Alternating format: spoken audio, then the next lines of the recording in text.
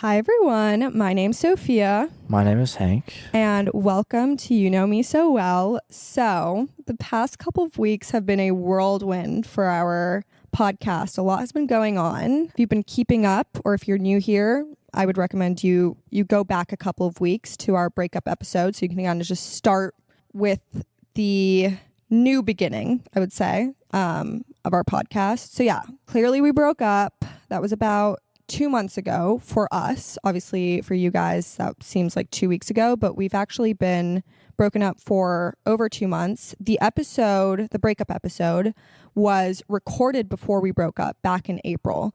So yeah, it's been kind of a long time coming, and if it's been sort of a secret we've been keeping. Although I'm gonna be honest, like every time I meet new people, I'm always like, yeah, I have a podcast, it's with my ex. But no one knows that yet, you know? So I feel like I'm going to guess that there's like a good amount of people on here who actually already knew that this was happening, because I have been kind of, I don't know, it's just like, it's such a good storyline. Like, how many people have a podcast with their ex, especially when they broke up like 2 months ago, you know? It's a little early for that, but here we are. But yeah, anyways, breakup episode came out, and then of course we did a whole rebrand. We kind of knew, when we did the breakup episode specifically, we kind of thought that might be the end of the podcast. But Hank and I just have really big dreams for this podcast, and we just like could not fathom the idea of just letting it go because we broke up, which is kind of an interesting situation because I feel like most people would just go the opposite direction. But for us, we were like dead set on the fact that the podcast had to live. And so we kind of were like, we'll do whatever it takes to make this happen. And here we are. We decided, you know what, this is a good time to do a rebrand. Obviously, we're not a couple anymore. We have to kind of rebrand it as, hey, everyone, we're exes who have a podcast together. And that's not weird at all. People don't look at me funny when I say that. Oopsies. It's not problematic that I'm doing this with my ex either. It's not like it's going to ruin anything, or guys aren't going to want to date me. Of course not. Yeah, totally not.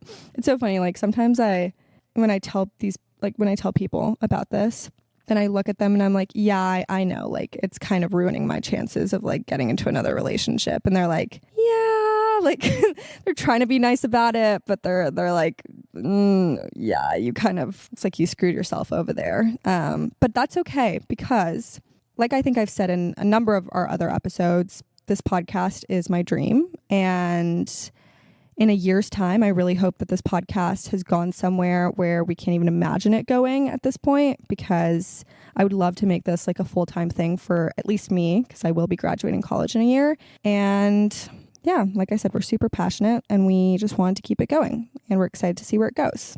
Yeah. Yeah. So anyways, with that being said, you should follow us on whatever streaming platform you're listening to us on, and hit that little notification bell so you know when our episodes come out, so you can listen to each and every one of them, because we have lots of fun episodes coming out. With this whole rebrand, we've planned a number of different things, and well, I'm going to be honest, I've planned them. Hank simply exists. Right, Hank? Yeah. No need to sneak diss me on the podcast. Okay, I'm like the creative genius behind this whole thing. Am I wrong? No. Okay. So I'm the creative genius behind this whole thing. But Hank is my left hand. So without him, there's no podcast. Without me, there's no podcast. So that's the whole explanation behind this. Okay. For the people who are like, why would you even do this? Why wouldn't you just like turn it into a one woman or one man show? Like, it's without him, you get it. Okay. You guys get it. All right. Like, I'm going to stop talking about this.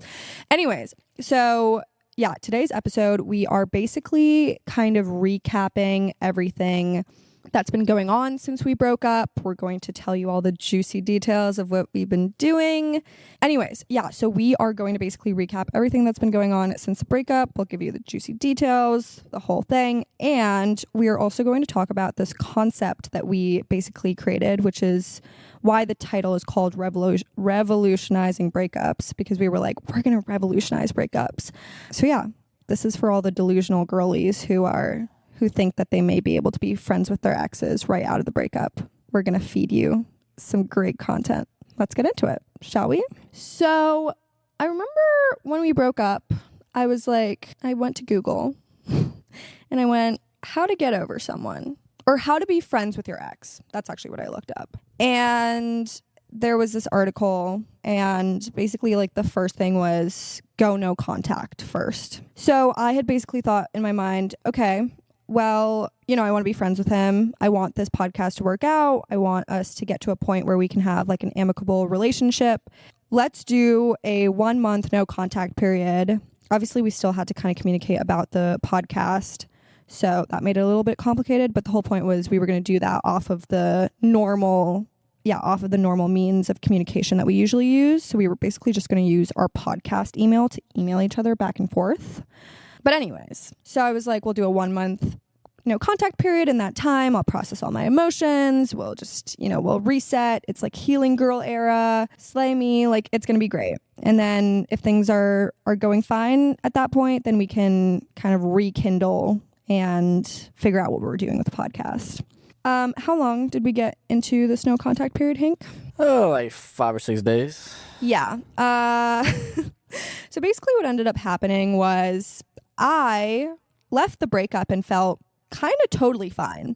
I didn't shed a single tear. I had small moments of like, oh, it's kind of sad that this is over. But then I would just go back to normal and be fine. And so in my mind, I was like, I am slaying this breakup. I'm detached. Like, I don't care anymore. It doesn't matter. Like, I just didn't have the normal breakup that everyone has, no heartbreak, no movie heartbreak. Like, we're all good.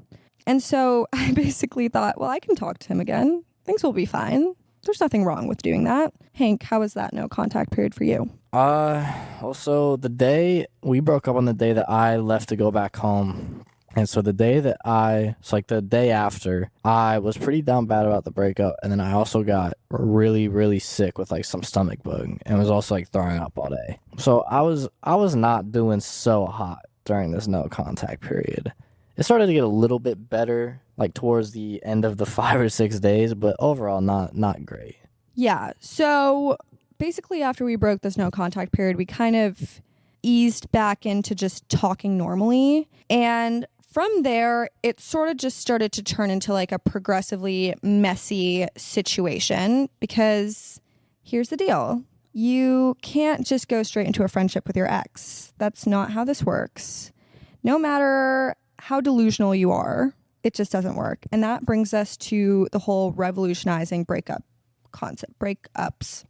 concept. So after we broke this no contact period, we were like, how are we going to do this? Okay, because we did just break up. And normally people go through a whole period, months, maybe even like over a year, where they're just trying to get over that person, get over that relationship and healing and blah, blah. And we're about a week out and we probably haven't done any of that. And that's not particularly healthy. And yet we can't not talk to each other. So what are we going to do?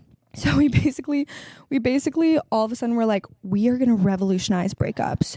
We are going to create this whole curriculum to follow and it's going to be great. And we're going to just like make it straight into a friendship. And it's just, everyone's going to be happy and healed and the breakup will be behind us, but we'll be friends and we'll be able to talk normally and blah, blah, blah. And yeah, like we legitimately were going to do this whole, like, I'm not even kidding. Like I would have written up a curriculum. I really would have. But then something happened. Like I think I got mad at Hank and then that was the end of it. And after that, we sort of started to kind of deal with the effects of trying to rush into a friendship after a breakup. So Hank, month of May for you? May was very just not notable. Obviously, outside of the breakup.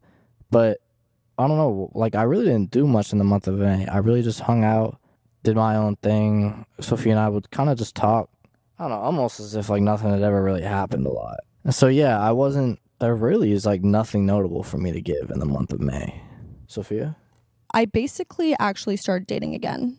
Oopsies. Wouldn't recommend that one either, but you live and you learn. You have these experiences, but I like hardcore don't recommend like breaking up with someone and going straight into like dating again or hooking up with people or trying to find someone. I wasn't trying to find someone. I knew very well that I didn't want to get into another relationship for a very long time, which is actually why I'm kind of glad. Well, not glad, but I think that this podcast will hold me accountable to that because, well, first off, I don't know how easy it is for me to find like another boyfriend. I feel like it's pretty hard given that it took me so long to find my first one. But anyways, the point is it will hold me accountable because basically for the next year, I just want to like power through on this podcast and some other things that I'm working on and see where it goes. And that'll kind of keep me from dating. So, you know, that's good. I mean, obviously we'll be providing you guys with dating content and all that because that's what our podcast is mainly about, but not like hardcore dating. But anyways, I did start dating again because I was on said dating apps, and of course, you know, you're swiping right and left on these people. Actually, I was using Hinge, so it's your like hearting people. So anyways, I'm just, you know, I'm talking to guys and like again, didn't want anything serious. I wasn't even looking for like a distraction from the relationship. I just genuinely enjoyed talking to people, and given that I think we were talking less. Yeah, we were definitely talking less than we had been when we were in the relationship. So I did have to not fill the void, but just like have that attention, I guess. So then I ended up going on a date, and the date turned into seeing the person multiple times, and seeing the person multiple times turned into are we in a situationship or what is this? And then I realized, you know what? This is not a good idea.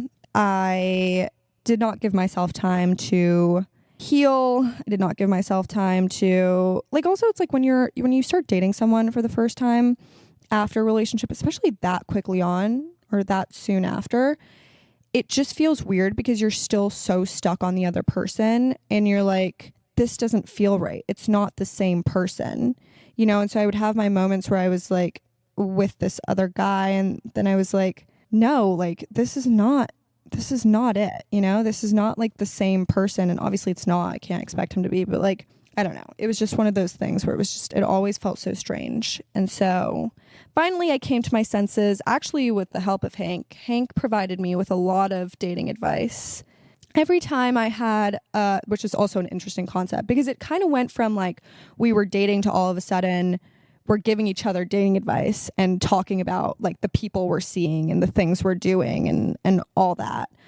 And it's like how do you just go from one to the other? It's kind of a strange situation. Try it if you want, but like with caution, because it was definitely rushed. It was just kind of like I don't know what to do now, so I do this. But like I said, you live and you learn, and I feel like it was important to have that lesson to know that you should not just jump straight into seeing other people out of a relationship, and instead you should give yourself some time to just be by yourself. Just a thought. Anyways, so that went on for like a month, and then I cut it off. Did you date? Yeah, so after... Did you see any girlies? I mean, obviously I know, but you have to tell the listeners. So after she kind of started doing that, I was like, well, I should try to maybe... Dumb and Dumber. Yeah. And if your friend jumps off of a cliff, will you? I was like, well, maybe I should try to get out, like, maybe, like, meet people and, like, I don't know, just, like, have fun, like, see where stuff goes. And so I started, like, going out to like the bars where I'm from with like my friend every weekend for like, honestly, I think every weekend in June for the most part. And, you know, I'd like meet girls out there and I would end up talking to some of them. And like after that night, obviously like when there's alcohol involved, it's like it's like kind of easy to like start. I feel like any situation where I was intoxicated did not, you know, you wake up the next morning, you're like, what? Like, what was that? Yeah. Why did you do that? Like it's just like, if you're intoxicated, it's like if you try to talk to that person the next day sober, it's like they're a completely new person. Obviously, because like no one is the same as they are when they're drunk, but that's not the point. And so like after those nights, like even if I talked to any of them, it would honestly just really be like very basic conversation, and then just like one of us would stop responding to the other, and that was just it. Like at all. There was one girl that I met that we hung out like a few times. Honestly, just a similar situation as Sophia. Way too soon. Bad idea. I won't get into too much detail with that, but it was, way too... If you can take one thing from this, as tempting as it can be to like jump back into dating. Yeah, it's like, oh my God, I'm single after like a long relationship, like so many possibilities. It can really only end poorly. Yeah, for sure. If you're gonna from learn, us, from both of us, okay? If you're gonna learn one thing from us about that, from our experiences. Yeah, no, I definitely agree. I also feel like the dating pool is just, it's kind of sad. It's a little bit sad. You find yourself in situations where you're like, how did I end up here? This has got to be a joke. It is like I've realized that it's like it takes so much going right to like end up with someone. Yeah. And somehow that happened for us. And here we are. Oopsies. Although if you haven't listened to our How We Met episodes, definitely a lot went wrong during that time too. Yeah. Which is honestly like why in general I would usually go for the long haul with someone just to see where it goes, because if we hadn't gone for the long haul, we'd have never ended up with each other. Like if like after a month I was like, yeah, no, this is definitely not working. The end, like that would have been the end. But I also kept telling myself like, I mean, one thing about the relationship is I left with the highest standards. They're high, but I'm proud. Like I'm not going to bring them down. And it made me realize like I'm going to find myself in many situations where I have to decide whether I want to compromise my standards for the possibility of whatever's happening, or I decide to walk away because I know my standards are more important than some guy who can't offer everything that I'm asking for. And Hank kind of helped me with that too. Like he was like, look, if you don't feel completely comfortable, then that's kind of your sign to leave. And I will say Hank has given some good, valuable dating advice, but at the same time, sometimes, because he's a man, like, and we're going to talk about this in a lot of our episodes in the coming up. Like we're going to be talking a lot about this kind of stuff where you get hardcore dating advice from a guy and from a girl, and it's very true. But yeah, I had moments where Hank would be like, look, like he's not into you, or like blah blah, and I'd be like, shut up, like just let me live, let me have my moment, okay? Like you're just jealous. But Hank is also my only like guy friend. I would never lead you astray. Appreciate it. Anyways, Appreciate it. so we had our own fair share of dating mishaps, which made us at least made me realize that, you know what, it's time to just be fully single. So I've been kind of raw dogging that since. It's been a month now, it's been a little over a month since I kind of decided I am just going to let myself be single for a while. I also moved back home, and like the idea of dating around my parents is just strange, you know? Like I don't want to be like, hey guys, going on a date tonight and tomorrow and the next night. Don't ask. Like it's just not the situation I want to be in. So I feel like it grounds me. And also there's been a lot of other things that have been going on in my life, which have made me realize that there are other things that are much more important than guys and dating. Specifically family. Family is a big thing. And I don't know, I just want to use this time to be around my family and to cherish the time that I have with them, especially because I'm going to be moving to LA in like 2 months. And so then I'll be gone for good for a good while, and honestly, maybe forever. So sad to think about, because then I graduate and then I, if I don't plan to move back home. So okay, now this is getting really morbid. But the point is, like, I did have this realization where it's like, there's clearly other things that are much more important than dating and guys. And so I'm going to take this time to be by myself. And then when I move out to LA, like, it's a new opportunity to meet people, but I'm not necessarily going to force anything. I just will let whatever happen. So that's kind of where I've been at. So yeah, I've just been sort of enjoying life. Obviously, like I said, spending a lot of time with family, seeing friends, reconnecting with some old friends too. I was in Nashville in June, and I'm going to be in Nashville again starting in a couple of days. By the time this episode airs, I will have already left. Also going to Boston to see a friend. Yeah, and I think the biggest thing is I feel like whatever got kind of taken out of being in a relationship, I feel like I started to put a lot of that energy and time into our podcast.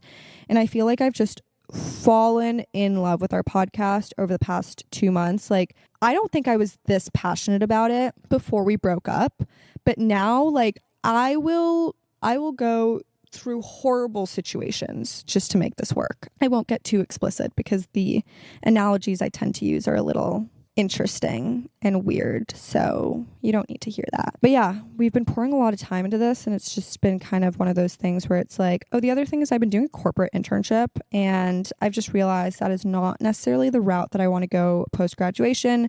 And given that that is a year away from me, I do have to start really seriously thinking about how do I make the life that I want to live out of college, and this is the life that I want to live. So if I can make it happen, can make it happen. Yeah. So like Hank was like, we were actually having, it was like really, really late. We should have been sleeping because I had to get up early for work today, but we were just, it was like the most peaceful and calming thing ever. It was like 3 a.m. in the morning, and we're having this conversation about our relationship, the things that were good, the things that were bad. And I honestly was just so happy to be in that position, because it was like the fact that we can have this conversation without having any anger or resentment towards each other, being able to kind of reminisce and also just understand where things went wrong and what we could have done better without like being upset, and also just talking about like why we did certain things after the breakup. Because I feel like the thing is, with everything that we did, the opposite person or the other person had a reaction to it, whether it was positive or negative. I feel like many times it was negative, and we've been able to have like good conversations that needed to happen. Honestly, it's also made me realize like I am so lucky to have Hank in my life, regardless of what kind of relationship we have, because like I don't want this to backfire if I say it, because sometimes I think about like, what if I have a significant other in the future and they listen to this and they hear this and are concerned. But I always want to justify it as like, there's a reason why Hank and I broke up. And I have realized that he really is my person. Like he gets me. He matches my energy. Like he is my best friend. And he was in the relationship, and he will be out of the relationship as well. And that's one thing that I knew I couldn't lose, because I unfortunately haven't had a ton of luck with finding people who really understand me and are willing to give me the time of day and all that. And I just feel so lucky that I met someone who does, and yeah, cares about me and stuff like that. But yeah, that's kind of where we've been. But I think one other thing I want to know is I have been having a hard time sort of accepting the fact that a relationship with an ex is going to look very different than a relationship with a regular friend. I mean, a friendship, not a relationship, a friendship. A friendship with an ex is going to look very different than a friendship with a regular friend that you don't have that connection to. And so it's taken me a long time to come around to the fact that our friendship is not going to look the same as my other friendships. And honestly, I don't have a lot of other close friendships. So the truth is, there's not even anything to compare it to currently. I can compare it to past like friendships, like best friends and stuff like that. But what I will say is I've had my moments where I've wondered whether this was all a mistake to try and keep it going, because I've been scared that it'll stunt sort of my personal growth and healing and just kind of moving away from the situation. Because I mean, I've accepted that it happened for a reason, and it's not like it's like a temporary break. It's like it's a real breakup, like for good. But what I've been glad to see is that with time I've seen notable progress in how I handle situations and the relationship I have with Hank. And so I will say, like, I don't think my growth has been stunted at all, actually. I think that I've made the same amount of progress that I would have if I'd gone no contact. And like I said, we're only 2 months out from the breakup. So it's like, it's really not been that long. You know, we dated for a year and 4 months, which is a pretty decent amount of time to be together. I feel like for that, you have to give it at least some months. Like definitely more than 2. But yeah, no, I definitely see that there's progress being made for both of us. And we have an understanding of what we're doing and what the situation is. And yeah, we've been making it work. I mean, like I said, it has been quite messy. I won't lie. I've had lots of moments where I've really reconsidered the whole thing, whether the podcast was worth it, whether we know what we're doing, whether it's a good idea, but ultimately we've made it work. Yeah, it's been complicated at times, but no, we're making it work. But like that's expected, you know, if you're someone listening to this and you ever try to be in the situation that we're in, like it's not going to be smooth sailing at all. It's going to be a very bumpy road. Anyways, I think that's like our full recap. That's what's been going on. We did get quite deep, juicy. We hope it doesn't backfire in the future. Yay. Maybe if you're like, well, I guess I already listened to the whole episode. I was about to say, if you like ever are dating us, maybe don't listen to this episode, but they did just listen to this episode to get to this point. Anyways, yeah, that's basically it from us. That's what we've been doing. We are going to just keep making progress and keep doing the podcast and just slaying life. And yeah, thank you so much for listening. Again, go follow us. Also, go check out our YouTube channel and TikTok. We've been making a lot of content for that based off of like our rebrand. So you can see a lot of the behind the scenes for that. You know, some of our photo shoots, some of the rebrand stuff. Oh, we also have a video version. Like you can see us filming our reintroduction episode. It's like super short, but you can go check it out on YouTube.